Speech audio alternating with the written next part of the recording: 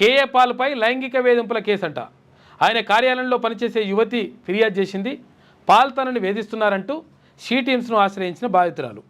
ఈయన పాపం ఇదేందో కథ. మళ్ళా ప్రజాశాంతి పార్టీ అధ్యక్షుడు కేఏ పాల్పై లైంగిక వేధింపుల కేసు నమోదైంది. పాల్ తనను లైంగిక వేధింపులకు గురి చేశారంటూ ఆయన కార్యాలయంలో పనిచేసే ఓ యువతి పాల్పై పోలీసులకు ఫిర్యాదు చేసింది. వివరాలు ఇలా ఉన్నాయంట. ప్రజాశాంతి పార్టీ అధ్యక్షుడు కేఏ పాల్ కార్యాలయంలో ఓ యువతి అంటే పేరు రాస్తలేదు, ఎందుకంటే లైంగిక వేధింపులు కాబట్టి అట్లా పేరు రాస్తలేరు. ఆగస్టు 28న అమెరికన్ కోఆర్డినేటర్గా ఉద్యోగంలో చేరిందట. 11 పేజీలు ఉన్నట్టుంది వార్త.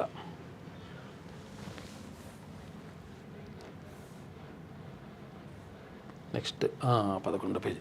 ఇగో చేరింది. తాను నైట్ షిఫ్ట్లో ఉండగా కేఏ పాల్ తనను తాకుతూ అసభ్యంగా ప్రవర్తించారని, వాట్సాప్లో అసభ్యకరమైన మెసేజ్లు పంపి వేధించారంటూ ఆమె షీ టీమ్స్ను ఆశ్రయించింది. కేఏ పాల్ వద్ద ఉద్యోగం మానేసిన ఆమె తన ఆరోపణలకు సంబంధించిన ఆధారాలను కూడా షీ టీమ్స్కు సమర్పించింది. ఇక షీ టీమ్స్ అధికారుల సూచనల మేరకు ఆ యువతి శనివారం రాత్రి పంజగుట్ట పోలీస్ స్టేషన్లో కేఏ పాల్పై ఫిర్యాదు చేసింది. తన వద్ద ఉన్న ఆధారాలను పోలీసులకు అందజేసింది. ఆ ఫిర్యాదు మేరకు కేఏ పాల్పై పోలీసులు కేసు నమోదు చేశారు. దర్యాప్తులో భాగంగా పోలీసులు కేఏ పాల్ కార్యాలయానికి వెళ్ళగా తాళం వేసి, నన్ను కుటుంబానికి దూరం చేసిన వాళ్ళ భరతం పడతా. అగో మంచిగా ఉన్నది కథ. భవిష్యత్తులో నా జన్మభూమే నాకు కర్మభూమి కావచ్చు. సిద్దిపేట చింతమడక ఎవరి సొత్తు కాదు. గతంలో ఇక్కడికి రావాలంటే కేజీఎఫ్లో ఆంక్షలు ఉండేవి. ఇకపై ఆంక్షలు పెడితే మళ్ళీ వస్తా.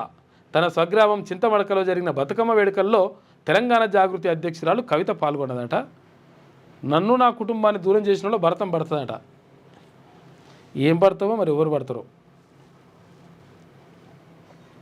ఇట్లా కొన్ని మాటలు ఎట్లుంటాయి అంటే ఇవి అహంకారం పూరితమైనటువంటి మాటలు ఉంటాయి అన్నమాట. ఇష్టం వచ్చినట్టుగా రౌడీజం చేస్తా, గుండాయిజం చేస్తా, భరతం పడతా, కత్తులు కట్టరాలు తీసుకొని రా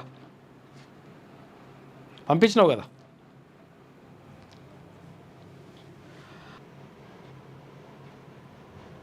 కేఏ పాల్కి సంబంధించినటువంటి కథ ఇట్లున్నది.